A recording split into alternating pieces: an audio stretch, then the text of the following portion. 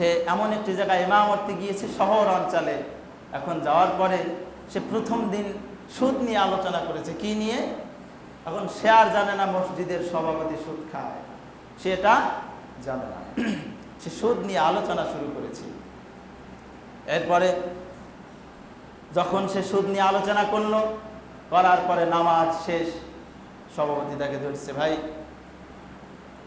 আমি যে সুদ খাই গ্রামের সবাই জানে, কিন্তু কেন তুমি বলতে গেলে তোমার আর ইমামতি রাখবো? সে বলল আমিও এরকম শহর অঞ্চলে ইমামতি করবো না। সে চলে গেল। সে এবার পরিকল্পনায় আবদ্ধ হতে লাগলো, আমি এমন একটি জায়গায় যাব, উপশহর, যেটা শহর নয়, এমন একটা শহরে যাব উপশহর, সেখানে শহর নাই।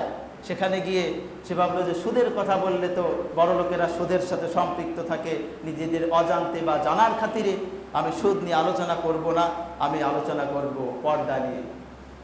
সে যখন পর্দা নিয়ে ওয়াজ করা শুরু করলো, নামাজ শেষ করার পরে সেক্রেটারি তাকে ধরলো, বলল তুমি কিসের আলোচনা করলে? পর্দা নিয়ে। তুমি হয়তো জানো না আমার ওয়াইফ ব্যারাকের চাকরি করে, তাকে সমাজে ঘোরাঘুরি করতে হয়, তুমি যে কথাগুলো বলছো আমার ইগোতে লেগেছে, তোমাকে আর ইমামতি রাখবো না। তাহলে আমি এখানেও করব না।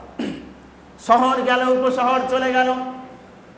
এরপরে সে বলল তাহলে এমন একটি জায়গায় যাব যেখানে বিলে চলন বিলে ভরা, শুধু মাছ মারে এই সমস্ত মানুষেরা আছে, মূর্খরা আছে, যেখানে মানুষের সমাগম কম, অত বোঝে না, বা সুদের সাথেও তাদের সম্পৃক্ত নাই, বা ওরকম কোনো বড় ভদ্র ফ্যামিলি হবে না যেখানে সবাই চাকরি বাকরি করে।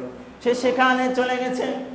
যাওয়ার পরে সে বলল, সেখানে যাওয়ার পরে ভাবলো আমি আর বাংলায় ওয়াজ করবো না, এই বাংলায় ওয়াজ করার কারণে আমার ইমামতিগুলো ছুটে চলে যাচ্ছে, আমি বাংলায় আর ওয়াজ করবো না।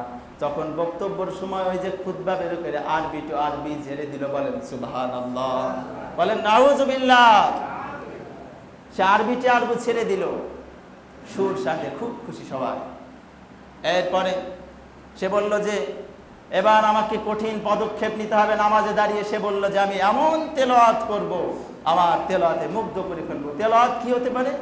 সে বাছাই করে নিল ইয়াসিন সূরা। কি সূরা? তিনি নামাজে দাঁড়িয়ে শুরু করলেন ইয়াসিন ওয়াল কুরআনিল হাকীম ইন্নাকা লামিনাল মুরসালিন, ইয়াসিন আল কুরআনিল হাকীম। নামাজ শেষ, এমন টান দিয়েছে নামাজের ভিতরে সবাই বলে আল্লাহু আকবার। এরকম হুজুরকে বাঙালি আছে না নাই? এরপরে নামাজ শেষ, তখন ক্যাশিয়ার চেতে গেল, আচ্ছা হুজুর আপনি যে নামাজ পড়লেন, তেলাওয়াত করলেন ইয়াসিন আল কুরআনিল হাকীম, ইয়াসিন হচ্ছে আমাদের সভাপতির নাম, তার বাবা কিছুদিন আগে মারা গেছে, তার বাবার নাম হাকিম। সভাপতির বাপের নামে সূরা আসলো, আমার নামে আসলো না, আমি কি দোষ করেছি? এটাই হচ্ছে আমাদের সমাজের বর্তমান অবস্থা। ইন্নামা ইয়া'মুরু মাসাজিদাল্লাহি মান আমানা বিল্লাহি ওয়াল ইয়াউমিল আখির ওয়া ইকামাস সালাতা ওয়া আতিনাজ যাকাতা ওয়া তাখশাউনা ইল্লাল্লাহ। এমন মানুষ মসজিদ আবাদ করবে যারা আল্লাহ রাব্বুল আলামিনের রাস্তায় কাজ করে, বলেন সুবহানাল্লাহ। যারা আখিরাত এবং পরকালের প্রতি বিশ্বাস রাখে, ধর্মের জ্ঞান রাখে, ধর্মের পরিপূর্ণ জ্ঞান তার ভিতরে আছে, এমন মানুষ মসজিদকে আবাদ করবে যারা ধর্মের কাজ করে, ধর্মের পক্ষে থাকে, যারা সালাত শুধু নিজে আদায় করে না, কায়েম করতে চায়, যারা নামাজ শুধু নিজে কায়েম করে না, কায়েম করতে চাবে।